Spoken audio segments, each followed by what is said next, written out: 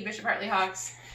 This is Mrs. Kohut in my kitchen, and I want to talk to you about two appliances I use to do a lot of my cooking. I'm not a foodie or anything like that, but I just really have found that these two appliances help me a lot. However, some people try to sell you on the fact that they're interchangeable or the same. They're really not.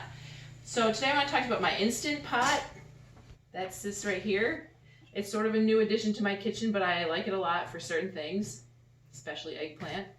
And this is my slow cooker, often called what the brand was originally, crock pot. The crock pot. Now, just a little history. Crock pots have been around for a long time. They were invented in the early 20th century, and they have kind of a religious background, so I'm a fan. These crocks, these glass ceramic bowls, were used in households that where Jewish people kept the Sabbath and couldn't do any work on Saturday. So they would make their food ahead of time, cook it on before the sundown, and then keep this pot in their oven. So it was called a beanery back then. In the 1970s, a company called Rival made this thing, a heating element that would keep your food warm without having to have it in the oven all day. You plug it in and keep your food warm all day. The great thing about a crock pot is actually this ceramic pot. It gives food a very unique kind of cooking effect and a great flavor. The Instant Pot is a new version of a pressure cooker, and it cooks things really fast, and it cooks things I think sort of with unique flavor. But the thing about an Instant Pot is that it cooks through pressure. So you have to be able to properly seal your pot, and it helps you, it makes little sounds. And you have to understand the difference between having the pot sealed or having it venting. It can do a lot of different functions, but the Instant Pot is not really what I would consider a slow cooker. They tell you it's a slow cooker, but because the inner pot is not ceramic, it's metal, it doesn't really do the same thing. So, one thing that I really like to cook in my Instant Pot is a recipe that I found. It's called Instant Pot's Indian Spicy Eggplant. So this little pot right here can take vegetables and cook them quickly and with great flavor, and you can put a lot of spices in it. And we also cook fish, we cook chicken, we cook macaroni and cheese, we cook a lot of different things in the Instant Pot. It comes out fast and really tasty. But there are some things that I will not cook in my Instant Pot because beans, for example, there's certain meats that you want to cook slowly. We'll cook a lot of meat, but there's sometimes we'll put chicken in the crock pot. Mostly I cook beans in the crock pot, where we eat a lot of non-meat proteins, and this is great for that. So here's just a little example really quick on how an Instant Pot works. So this is my spicy eggplant recipe. It calls for an eggplant, but I'm using two because eggplant is so good. What you do is you take your little inner pot, and I have a special rack that goes in it, looks like this. And you put your rack inside, and that way I poke my eggplant. I just want to put them in here. Now the key to the pressure cooker is there has to be fluid. In order to build up pressure, the fluid has to boil. You can use broth, you can use water, and when it boils and the lid is sealed, all that pressure speeds up the cooking process.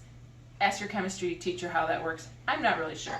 So what I'm going to do, is I'm going to put a cup of water in here with my eggplant, and I did poke the eggplant like I said. Now the key to the Instant Pot is making the top go on right.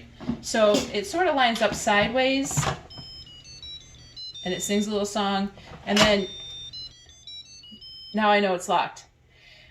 Before I turn it on, I want to make sure that the valve is turned to sealing, not venting. It's a little wobbly, you don't really know it's working, but when you put it right there, you know that it's going to seal, and then I'm going to turn it on to pressure cook. This needs to cook for 20 minutes, which is kind of a long time for an Instant Pot.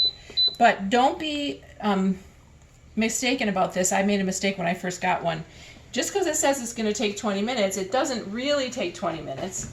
What it really takes is 20 minutes after it has come to pressure.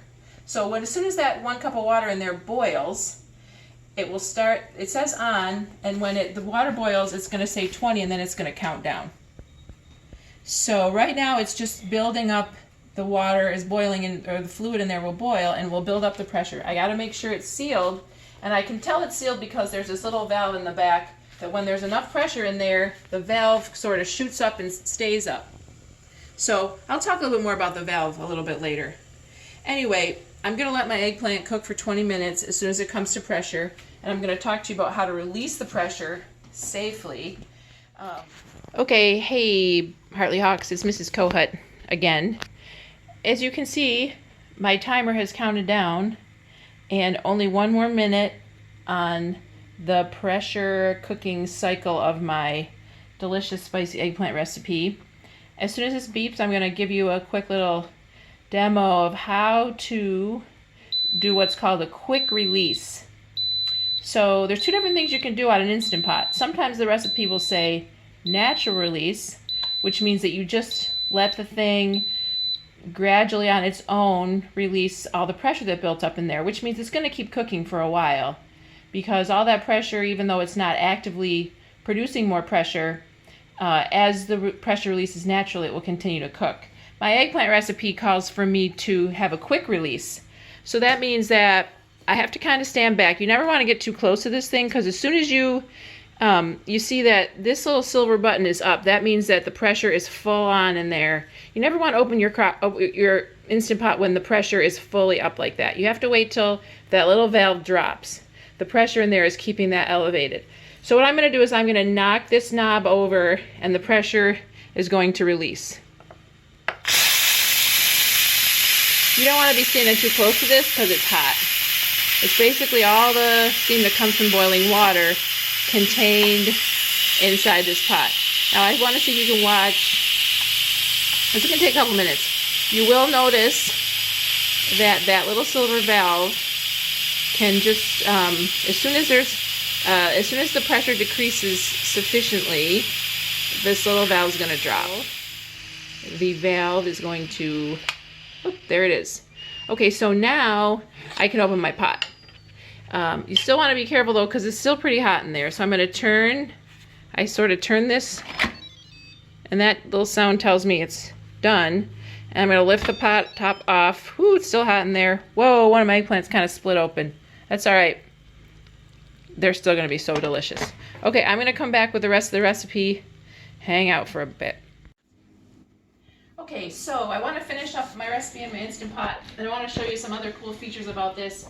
So once I have my eggplant all cooked up through the pressure cooking mode, I can then turn on a function in this Instant Pot called Saute, which does just what an electric frying pan or even a frying pan on your stove would do. It's heating from an element down on the bottom, and what it wants me to do here is I have some olive oil in here, and I'm going to saute some spices. Now this recipe calls for a lot of spices that are sort of from an Indian cooking style, turmeric and curry. And so what I'm going to do is I'm going to put some of these spices in here, and then it's going to kind of get nice and hot in there, and we'll let the spices kind of get stirred around a little bit. I also have some onion, and the onion is just going to mix up with some other veggies, and I'm going to throw the eggplant in there, tomato. And if you were here, you would really smell curry, which has such a very unique smell. So the saute function allows this pot to do a lot more than just pressure cook. It allows it to be a place where you could assemble other meals.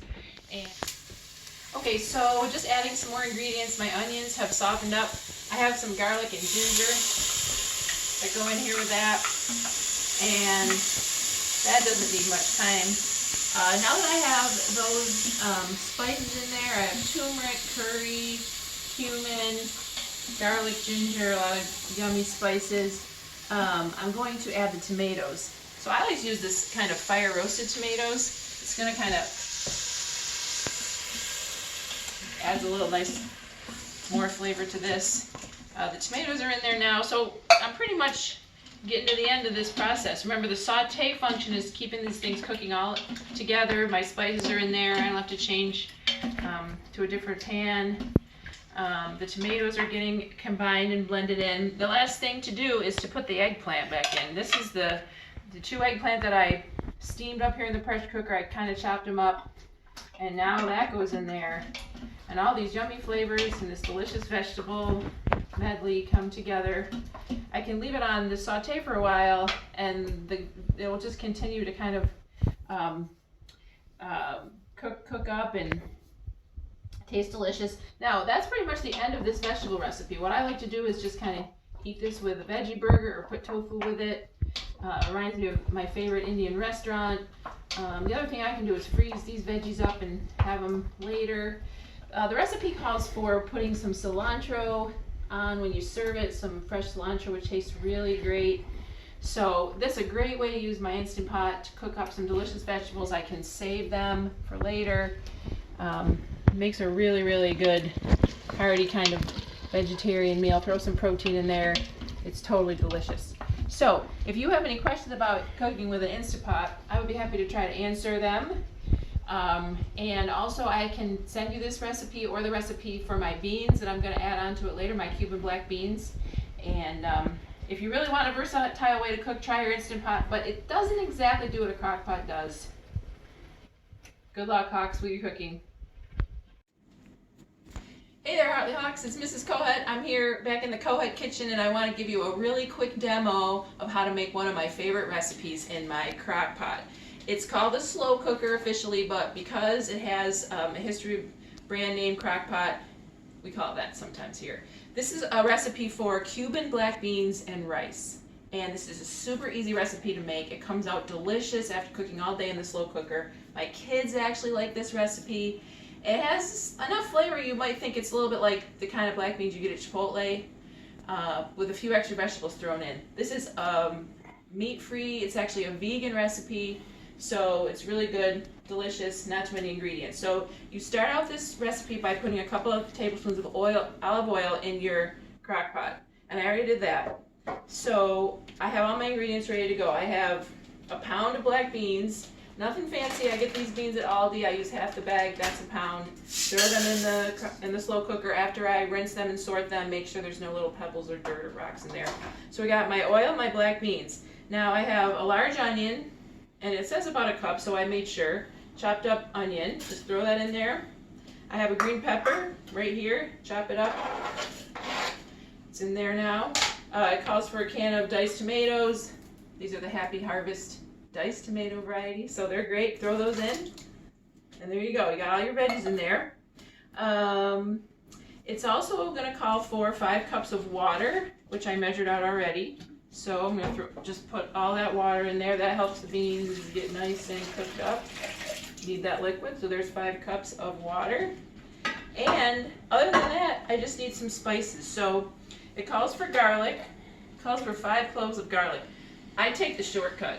I use it already minced. So I just throw in, it says 5 cloves. I just kind of guesstimate it. That's about 2, 4, maybe another one there. Easy to do that. It calls for 4 teaspoons of ground cumin. Again, here it is. Whoops, I used my, I got another teaspoon out. Hold on. Let's see, this one works better. So 4 of those, kind of rough. Estimate that for cumin. And then it calls for salt. It says a teaspoon of salt. And I'm going to give a shout out to the Jewish origins of the crock pot and use my kosher salt. Did you know the crock pot has religious origins, which is why I think I like it so much. And there is a teaspoon of salt thereabouts. Now, the only other thing I need in here is 2 bay leaves. 2. And I have those right here. Try to get a couple out of here that are pretty good sized. So once you get your bay leaves in there, and you might want to give it a little stir, it's all good to go. Just have to kind of put it back in the heating element here, and this says that it needs to cook for 6 to 8 hours on high, so it's going to be cooking these beans for a good long time. A lot of times I put this all together overnight, and then I get up in the morning, I turn it on, and it cooks all day, and it gets ready when I get home from work. So very easy, very affordable, healthy, vegetables in there, vegan, delicious. Cuban black beans and rice. I got this from my Betty Crocker easy slow cook dinner recipe. It did not come directly from Cuba. And I have to say I skipped jalapeno chili because that's a little spicy. Mr. Kohut likes spicy stuff, so he just dumps the hot sauce on there, and everybody else likes the spicy, a little less spicy Cuban black beans and rice. So I'm just gonna put this over here, cook it all day, delicious, put the top on it, and that's my slow cooker. If you want this recipe, I can post it on the Bishop Hartley's Instagram. Cuban black beans and rice, delicious, easy, affordable. Have a great day.